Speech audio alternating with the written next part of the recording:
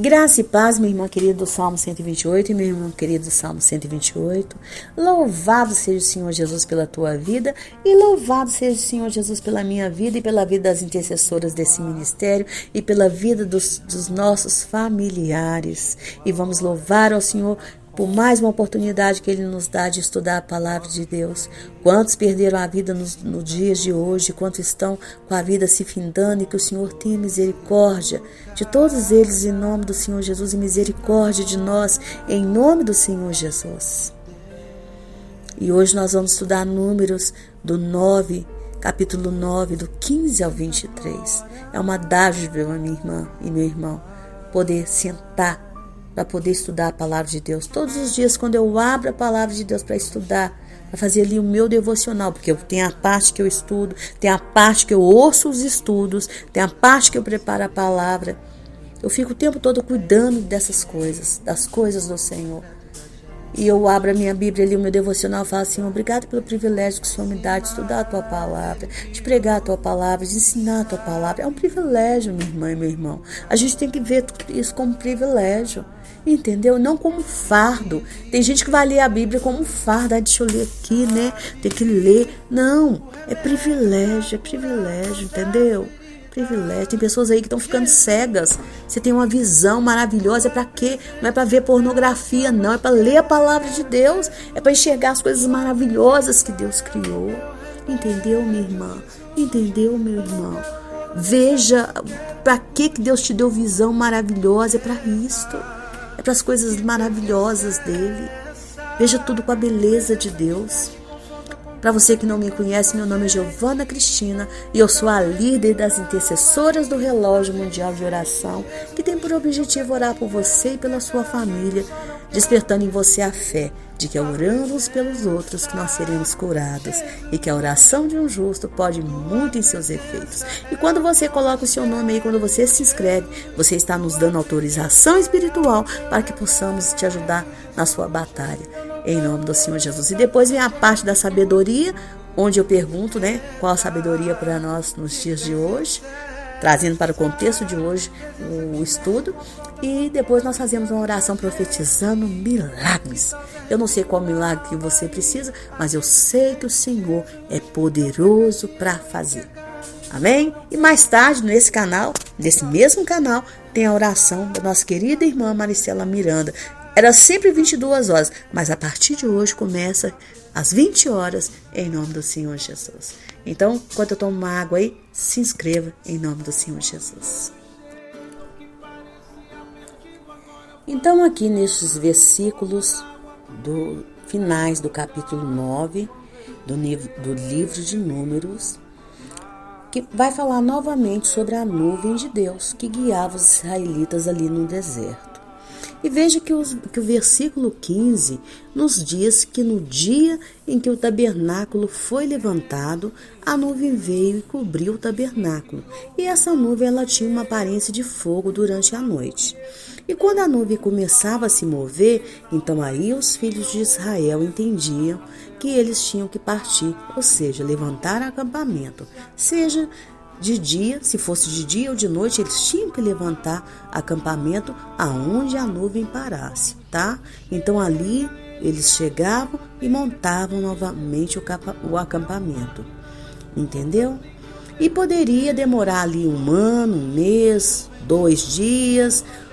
O momento era Deus é que decidia, porque na hora que a nuvem se movesse novamente, eles tinham que levantar novamente.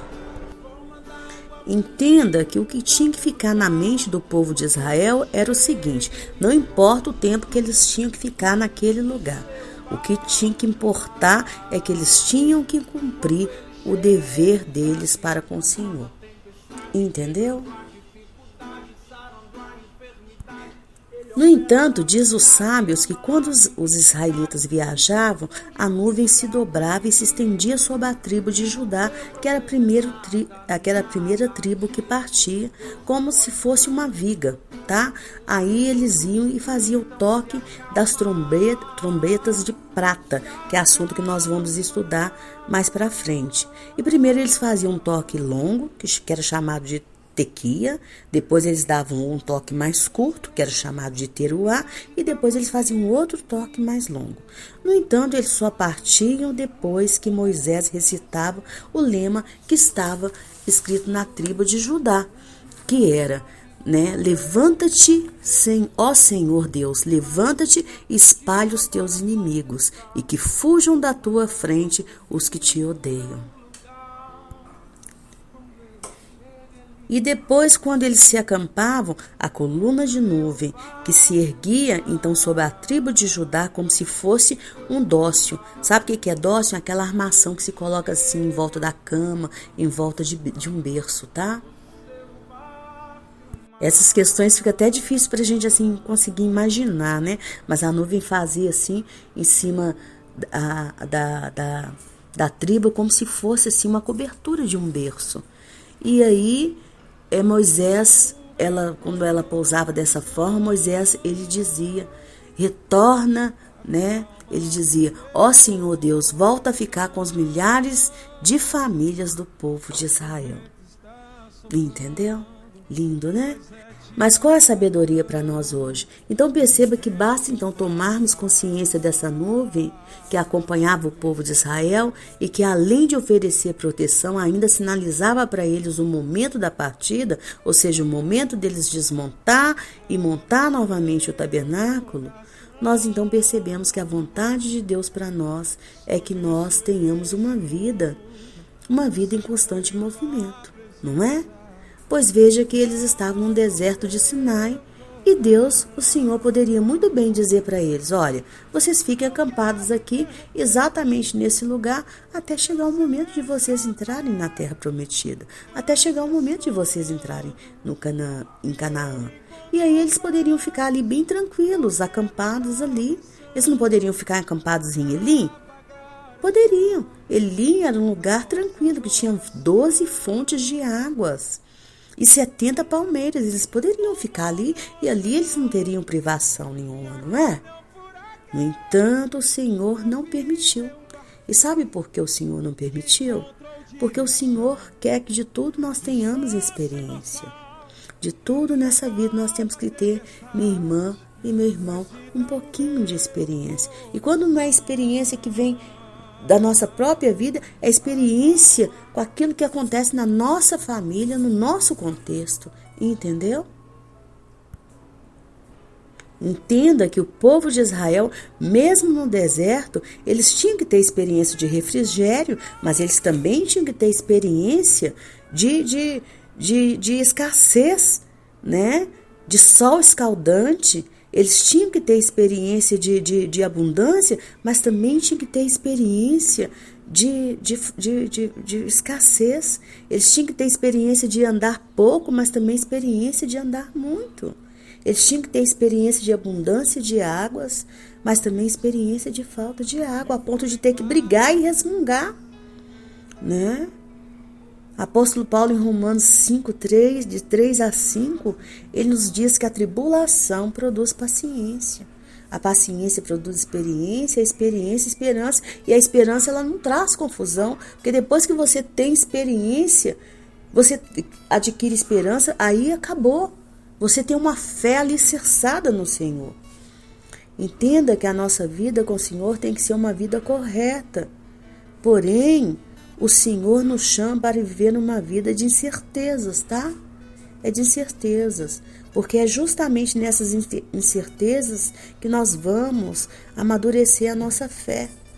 Hoje tudo nós vamos ter experiência, até chegarmos a dizer exatamente como o apóstolo Paulo, eu tudo posso naquele que me fortalece. Ah, irmã, é duro esse discurso, é muito duro esse discurso. Minha irmã, é o que o Senhor quer de nós. Eu tudo posso naquele que me fortalece. Nós temos que entender isto. Temos que ser pessoas fortalecidas no Senhor. Israel teve que aprender aqui que não importa onde Israel ficaria acampado, pois o que importava realmente é que Deus não sairia de perto deles. Entendeu? Então aprenda a ver os seus problemas, as suas lutas, o seu deserto, sua tribulação, essa enfermidade aí que você está enfrentando, a situação com seu filho, com seu esposo, tá com outro olhar. Entendeu? Olha, Deus está fazendo de mim uma pessoa experiente. Esse problema que eu estou vivendo não vai me matar, pelo contrário. Daqui a pouco eu vou dar palestra sobre esse problema. Daqui a pouco eu estou testemunhando. Eu vou estar trazendo esperança para outros irmãos, porque eu vou vencer. Eu vou vencer. E isso não é confissão positiva, não, minha irmã. Isso não é confissão positiva, não, meu irmão. Isso é palavra de Deus. Porque se esse problema não tirar a sua vida, é porque o Senhor quer que você se torne uma pessoa forte. É forte. Mas tem pessoas que, infelizmente, elas não querem crescer. Às vezes, quando eu falo isso com algumas pessoas, elas ficam chateadas comigo. Eu falo, irmã, Deus quer que você cresça. E para você crescer, Deus não vai permitir que ninguém te ajude. Que papai não te ajude, que mamãe não te ajude, que irmão não te ajude, que amigo não te ajude. E aí você vai ficar chorando. Mas ninguém me ajudou, todos me desprezaram, todos me abandonaram. Sabe por que o Senhor permitiu isso? Para você crescer. Quando a gente cai, a primeira coisa que a gente tem que fazer é tentar se levantar sozinho. Porque aí quando Deus vê que a gente está tentando se levantar sozinho, aí é sinal de força. Aí o Senhor manda alguém para nos ajudar. Ele mesmo nos toma pela mão direita e nos ajuda a nos colocar de pé. Mas você tem que tentar se levantar. Eu gosto muito de ensinar com aquela brincadeira. Cair no poço, quem me tira? Ninguém vai te tirar, não. Você tem que tentar primeiro sair. Depois que você tentar sair, aí sim o Senhor vai enviar socorro. Porque o Senhor quer filhos grandes, filhos maduros, filhos fortes, filhos inteligentes. Porque o Senhor já colocou tudo isso dentro de mim, dentro de você. Ele já colocou. O Senhor não fez acepção de filhos e de filhas. Nós é que nos julgamos muito abaixo. Eu não consigo. Não, é você que está dizendo que você não consegue. Mas porque você nem quis tentar. Você nem quis tentar. O Senhor é bom o tempo todo. E o povo aqui de Israel, eles tiveram que aprender isso no deserto. Canaã era uma terra de bênção, mas uma terra de luta. Se eles não tivessem aprendido a ser um povo forte, eles não iam sobreviver, porque ali eles iam estar cercados por nações inimigas. E como que um povo fraco iria prevalecer numa terra boa, cercada de nações inimigas, de povo ali, olhando o tempo todo, cobiçando aquela terra? Como? Se eles fossem um povo fraco, eles iriam perder aquela terra. O que adianta você ganhar um presente em um dia e no outro dia levarem aquele presente de você? O que adianta? O que adianta? O que adianta? Então aprenda a ver as suas lutas, as suas tribulações com outros olhos. Porque a pregação uma pregação sobre a cura, sobre a cura, é muito bom. O pastor vai lá, abre a Bíblia e começa a pregar sobre a cura, sobre as curas que Jesus fez, sobre todos os milagres que Jesus fez. Mas um testemunho de cura, ele vai impactar muito mais pessoas. É muito mais vidas. Então deixa o Senhor te usar. Se permita ser esse testemunho de cura. Se permita ser esse testemunho de casamento restaurado. Se permita ser esse testemunho de filho que foi realmente restaurado, que foi curado, que foi liberto das drogas. Às vezes você está aí, mãe, amaldiçoando seu filho. Não pode amaldiçoar seu filho. Eu costumo dizer, às vezes algumas amigas ficam até chateadas comigo. Eu falo, cada mãe tem um filho que merece. Aí às vezes a pessoa até entende mal. Porque às vezes a pessoa fica ali achando que ela é coitadinha diante de Deus porque aquele filho está naquele caminho mal. Meu filho desse jeito, o que eu fiz para merecer? O que nós fizemos para merecer? Não.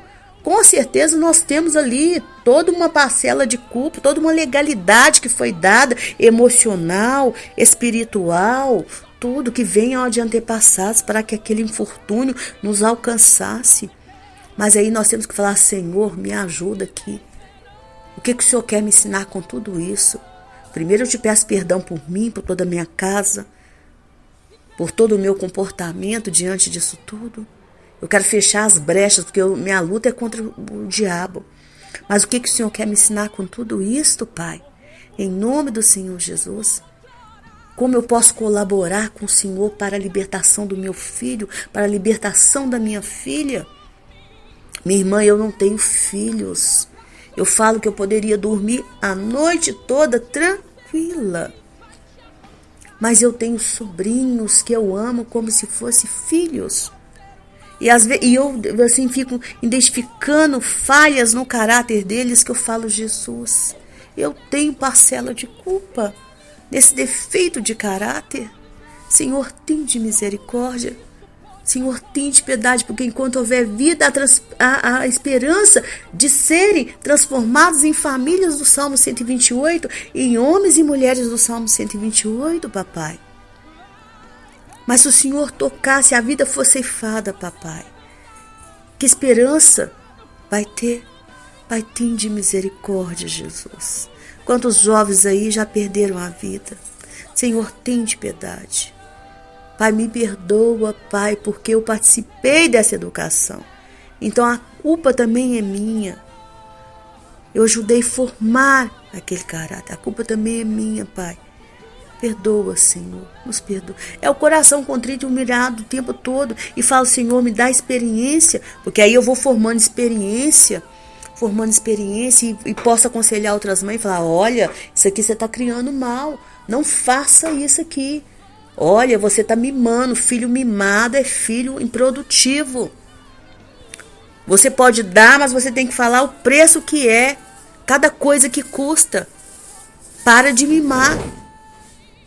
Para. Olha, filhos mimados geralmente se tornam filhos insensíveis. Insensíveis.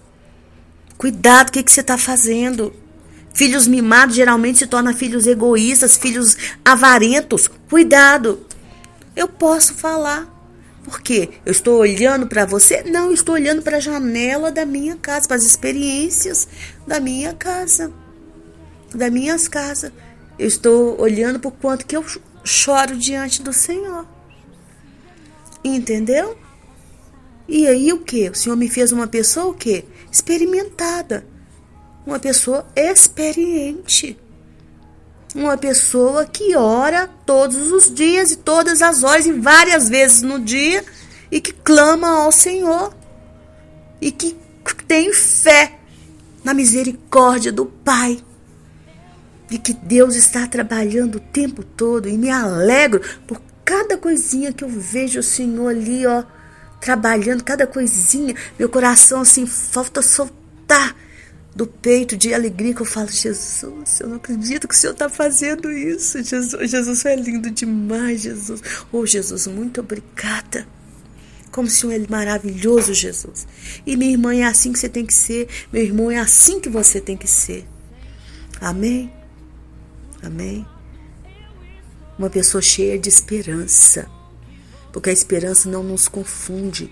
A esperança nos faz falar: eu estou no caminho certo. Eu vou continuar orando. Eu vou continuar clamando. Eu vou continuar confiando que o meu Deus está trabalhando por mim. Não cochila e nem dorme o guarda de Israel. Amém? Então vamos orar em nome do Senhor Jesus. Deus querido, Deus de amor, Deus de bondade, Deus de fidelidade. Paizinho Santo, como igreja, Pai querido. Como igreja eu te louvo, meu Pai querido. Não somente pela minha vida, não somente pela vida das intercessoras desse ministério, mas por todos aqueles que estão inscritos no relógio mundial de oração. Eu te peço perdão, Pai querido, em nome do Senhor Jesus, não somente pela nossa vida, mas pela vida de todos os nossos familiares, pelas vezes que nós murmuramos diante do Senhor, pelas nossas tribulações, pelas nossas lutas, pelas nossas batalhas.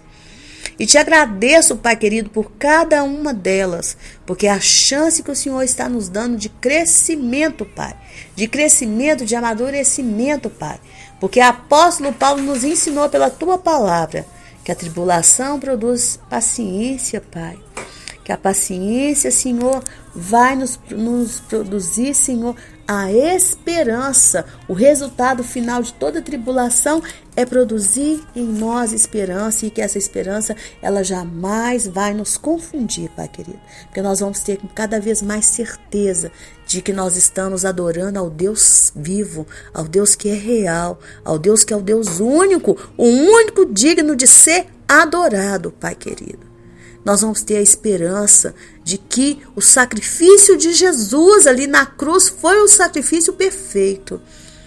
Ô Pai, nós vamos ter cada vez mais a certeza, Pai, de que o Senhor é um Deus bondoso, um Deus zeloso, um Deus misericordioso, um Deus de amor, um Deus de benigno, Pai. Que nós não merecíamos, mas o teu amor nos alcançou. Pai querido, essa oração de hoje, Pai, é por todo esse mês de agosto, Pai. Eu te agradeço, meu Pai, por esse mês que está começando. Que o Senhor venha ter misericórdia de mim, misericórdia da minha vida, misericórdia de toda a minha família e parentela, misericórdia das intercessoras, dos familiares delas e de toda a parentela, misericórdia dessa irmã e desse irmão que está me ouvindo, de toda a família deles, de toda a parentela.